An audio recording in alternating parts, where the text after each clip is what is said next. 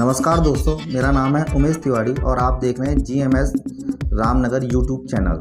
जैसा हम जानते हैं कि जो स्काउटिंग थी उसका जो ओरिजिन प्लेस था वो इंग्लैंड से हुआ। इंग्लैंड में जो उसके फाउंडर थे उनका नाम था Lord Robert Stephenson Smith Baden power. इसके अलावा उनकी माँ थी जिनका नाम था हेनरिटा ग्रेस स्मिथ। उनके फादर ने जो कि एक प्रोफेसर थे, उनका नाम है हॉबर्ट हेनरिट जॉर्ज ग्रेस स्मिथ। ये एक मैथ्स के प्रोफेसर थे। साथ ही उनकी एक सिस्टर थी एग्नेस बैडन पावल। इसके अलावा भी बैडन पावल के 8 भाई थे, उनके 3 बेटे भी थे। तो हिस्ट्री में हम लोग केवल उतना आज डिस्कस करेंगे जो क्वेश्चन ज़्यादातर पूछे जाते हैं, जिनका स्काउटिंग में योगदान नहीं है उनके नाम पे हम नहीं जाएंगे। तो जो भी नाम, इतने नाम आपको, अगर आप तैयारी कर रहे हैं राज्यपाल राष्ट्रपति की, तो इतने फैमिली मेम्बर्स के बैडन पावर, उनकी वाइफ मदर नेम और उनका फादर नेम और सिस्टर नेम, आपको कम से कम पूरे अच्छे से उनके नाम लिखना और आपको याद होने चाहिए। अब उसके बाद आते हैं हम उनकी शिक्षा में। तो बैडन पावल के जो स्कूल था उसका नाम था चैटर हाउस, जो कि इंग्लैंड में था। बैडन पावल, जैसा कि आप जानते हैं, कि एक अच्छे फोटोग्राफर भी थे और अपने स्कूल से, जो उनके स्कूल के बगल में कहा जाता है एक जंगल हुआ करता था, और कई बार वो अपने स्कूल से अपने एक जंगल चले जाते थे स्कूल के बाद। और उनकी एक बहुत बड़ी हॉबी थी कि जानवरों की दिनचर्या को वो फॉलो करते थे। कैसे वो वहाँ पर एनिमल्स रहते हैं, कैसे पक्षी की आवाज़ निकालते हैं, उनके पदचिन्हों से कैसे उनको ढूंढा जाता है। तो इनकी लाइफ की एक बहुत अच्छा उनको ये चीज़ लगता था कि कैसे जानवर रखते हैं उनके बारे में जानना। तो ये उनका एक शौक़ था। और अपनी ग्रेजुएशन कंप्लीट करने के बाद 1876 में बैडन पावल ने अपनी ग्रेजुएशन कंप्लीट करी। उसके बाद वो ब्रिटेन आर्मी में उन्होंने एग्ज़ाम दिया। तो ब्रिटेन आर्मी में उस समय 2 तरह की फोर्स होती थी, इन्फेंट्री और कैवलरी फोर्स, यानी कि पैदल सेना और घुड़सेना। तो बैडन पावल ने दोनों ही सेनाओं में रिटर्न एग्ज़ाम दिया और दोनों ही सेनाओं में बहुत अच्छी रैंक लाके, 4ठी और 6ठी रैंक लाके वो कैवलरी और इन्फेंट्री फोर्स दोनों में ही बहुत अच्छे रैंक से पास हुए। बैडन पावल के परफॉर्मेंस को देखते हुए उनको ट्रेनिंग से मुक्त रखा गया और उनको 2nd लेफ्टिनेंट का पद देकर इंडिया में उनकी नियुक्ति कर दी गई। कहा जाता है लखनऊ के पास उनकी पहली नियुक्ति हुई थी। और जैसे कि हम जानते हैं कि बैडन पावल जब इंडिया आए तो अभी उनके मन में स्काउटिंग कोई विचार नहीं था कि वो फ्यूचर में स्काउटिंग करेंगे या आगे जाके उन्होंने स्काउटिंग को कभी करना है। लेकिन उनकी एक आदत थी कि वो जो भी चीज़ उनको पसंद आती थी, अच्छी लगती थी, वो अपने पास एक डायरी रखा करते थे और जो चीज़ उनको पसंद आती थी डायरी में नोट उसको करते थे। तो कहा जाता है स्काउटिंग की बहुत सारी बारीक चीज़ें और बहुत सारी अच्छी चीज़ें और कई सारी चीज़ें उन्होंने इंडिया में आके सीखी। जैसे कि एक घटना है जिसका बार बार जिक्र किया जाता है कि जब वो अपनी रेजिमेंट के संग लखनऊ से जा रहे थे तो उनको गाँव में बहुत सारे लोग गाना गाते हुए, नाचते हुए, सॉन्ग करते हुए, ढोल बजाते हुए मिले।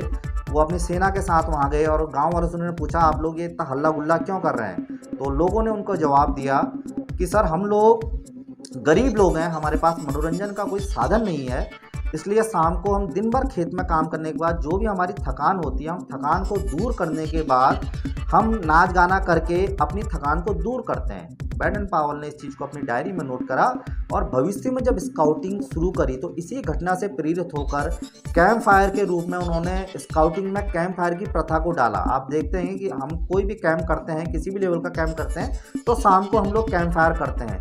तो स्काउटिंग में कोई भी घटना, कोई भी चीज़ ऐसे नहीं है कि ऐसे ही डाल दी गई है, वो कहीं ना कहीं से प्रेरित है। बैडन पावल ने कहीं ना कहीं अपने जीवन में जो ही घटनाओं से उनको लिया है उसके बाद ही उनको स्काउटिंग में डाला गया है। जैसे कि 1876 से 1884 तक बैडन पावल इंडिया में रहे। उन्होंने यहाँ बहुत सारी चीज़ सीखी, लेकिन 1884 में उनको प्रमोशन दिया गया, लेफ्टिनेंट से वो कैप्टन बने और 26 साल की एज में उनको साउथ अफ्रीका भेज दिया गया। तो स्काउटिंग की ज़्यादातर घटनाएं हमारी साउथ अफ्रीका से जुड़ी हुई हैं।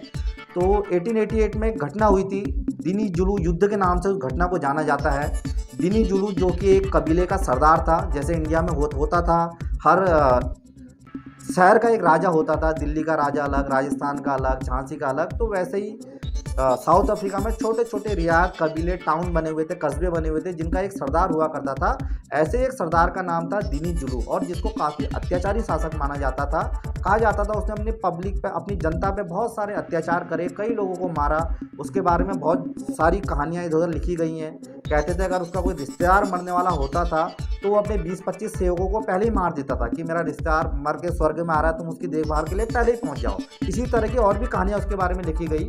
तो बैडन पावल को दिनी जुलू को हराने के लिए भेजा गया और बैडन पावल ने अपनी आर्मी के साथ उसके मकान को चारों ओर से जब घेरा तो एक्चुअल कोई युद्ध हुआ नहीं। बैडन पावल की सेना को देख के वो डर के अपना घर, अपना मकान या उसकी झोपड़ी जो भी थी उसको छोड़ के वहाँ से भाग गया।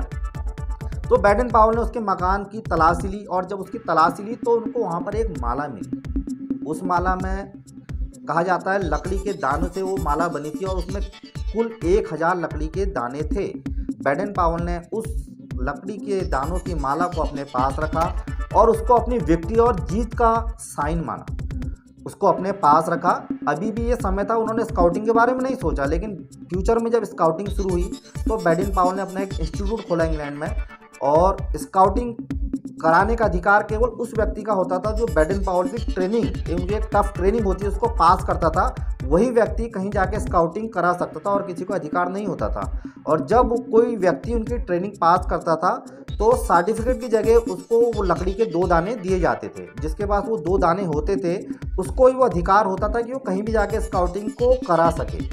बैडन पावल ने जब ये चीज़ शुरू करी तो धीरे धीरे दाने तो ख़त्म हो गए, लेकिन ये प्रथा आज भी हमारे भारत स्काउट गाइड संस्था में चली आ रही है। आप देखेंगे जैसे आप लोग निपुण करते हैं, राज्य रोवर करते हैं या राष्ट्रपति रोवर करते हैं या तृतीय सोपान राज्य पुरस्कार राष्ट्रपति करते हैं, वैसे ही टीचरों की हम लोग की एक ट्रेनिंग होती है। बेसिक हो गया, एडवांस हो गया, उसके बाद highest training Himalaya would batch होती है। तो जो हिमालय वुड बैच ट्रेनिंग पास करते हैं अपने स्टेट में या एनटीसी पंचमढ़ी में, तो आज भी उसी जो 2 दाने थे उनकी मेमोरी के रूप में ये 2 दाने जो आप जिनको हम बीट्स कहते हैं, ये नेशनल द्वारा प्रदान किए जाते हैं। ये स्कार्फ, वॉगल और ये 2 दाने। तो स्काउटिंग में जैसा कि मैंने पहले भी कहा था कि हर चीज़ के पीछे रीजन है, हर चीज़ के पीछे स्टोरी है, कहीं ना कहीं से कोई ना कोई घटना से कोई ना कोई चीज़ें ली गई हैं। इसी तरह 1888 के बाद एक हमारी मुख्य घटना आती है 1895 में।